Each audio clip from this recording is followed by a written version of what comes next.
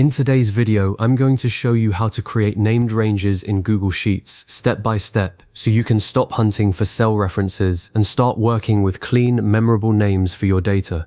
Named ranges are one of those features that completely transform how you build formulas and manage spreadsheets, turning confusing cell coordinates like C2 into something meaningful like sales_total. If you find this helpful, please like and subscribe, and let's get started. Before we jump into the methods, let me quickly explain what a named range actually is and why you should care. A named range is essentially a label you assign to a single cell or a group of cells. Instead of writing a formula that says equals sum of B2 through B50, you can write equals sum of monthly revenue. This not only makes your formulas incredibly easier to read and audit, but it also means that if you ever move your data around, your named range moves with it, so your formulas never break.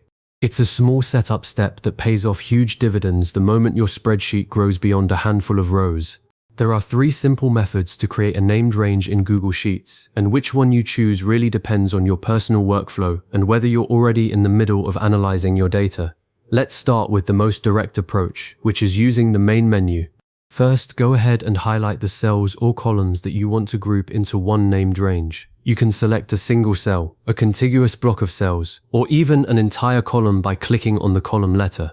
Once your selection is made, look up to the top navigation bar and click on the Data menu. From that drop-down, select Named Ranges, and you will see a sidebar slide in from the right side of your screen. This sidebar is where the magic happens. You'll see a text box labeled Name, and this is where you type your custom name. A few best practices here. Use descriptive names without spaces, so for example, Q1_sales or inventory list. You can use underscores or periods, but keep it simple and consistent because you'll be typing this name into formulas later. Once you've typed your name, just click the blue Done button at the bottom, and just like that, your named range is created and ready to use. Now, let's talk about method 2, which is the right-click menu. This is probably my personal favorite because it's incredibly fast when you're already working hands-on with your data. Start by highlighting your target cell range just like before. Then, right-click anywhere inside that selected area. A context menu will pop up with a bunch of options.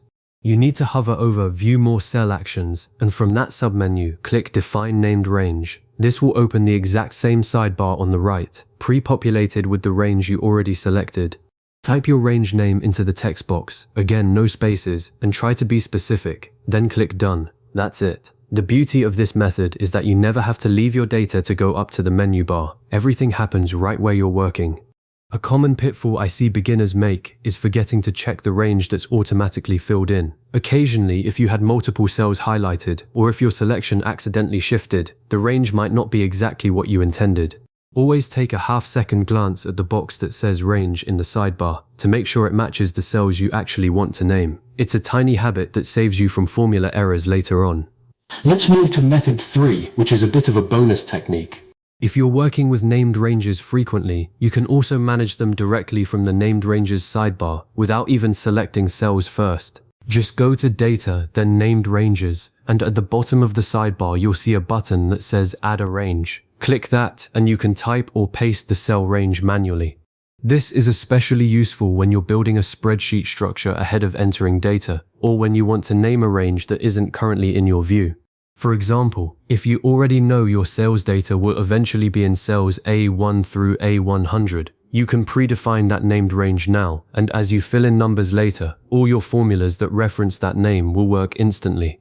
One important note here. If you ever need to edit or delete a named range, you can come back to the same sidebar, hover over the range name, and click the pencil icon to adjust the range, or the trash can icon to remove it entirely.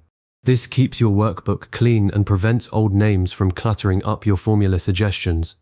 A quick word on why this matters in the real world. Once you've named a range, you can use it in formulas just like you would any cell reference. For instance, instead of typing =sum B2 B50, you can type sum expenses, and it just works. Named ranges also make your charts and data validation lists much easier to set up and maintain. And if you ever share your spreadsheet with a colleague, they won't have to decipher what D5 means. They'll see unit price and immediately understand the data. So take a few minutes to name your key ranges and you'll save hours of confusion down the line. So there you have it.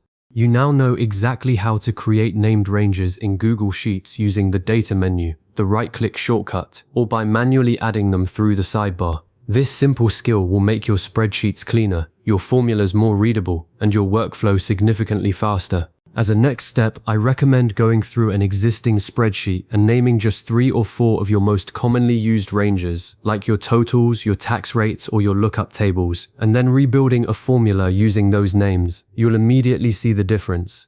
And remember, if you ever need a refresher, just save this video or bookmark the specific timestamp for the method you prefer. Thanks for sticking with me, and I'll see you in the next tutorial.